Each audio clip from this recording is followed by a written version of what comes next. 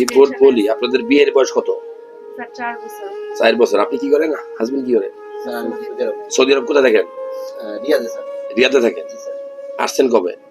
1 মাস হবে স্যার। দুঃখের কথা বলি, একটা রিপোর্ট করছি আমরা বাচ্চা না হওয়ার কারণে, সেটা হলো সিমেন অ্যানালিসিস করছি। এই সিমেন অ্যানালিসিস রিপোর্টটা দেখেন, যে এটা অ্যাজোস্পার্মিয়া আসছে। অ্যাজোস্পার্মিয়া ডবল জিরো, মানে মিলিয়নের ক্ষেত্রে বলা হয়েছে যে একটা শুক্রাণু যখন আমরা টেস্ট করবো তখন ওইখানে মিনিমাম 15 মিলিয়ন বা 16 মিলিয়ন থাকতে হবে। 1 মিলিয়ন মানে 10 লক্ষ শুক্রাণু। এই শুক্রাণু থেকে আমার আপনার সবার জন্ম, তার একটা শুক্রাণু নাই। এটাকে আমরা অ্যাজোস্পার্মিয়া বলি, নীল। আসলে এই রিপোর্ট বলে যে সে বাবা হইতে পারবে না, তারপরেও এত হতাশ হওয়া যাবে না।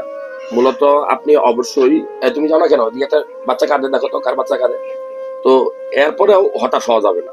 হতাশ কেন হওয়া যাবে না? আপনি অবশ্যই এই রিপোর্টটা 1 মাস পরে আরেকবার রিপিট করবো।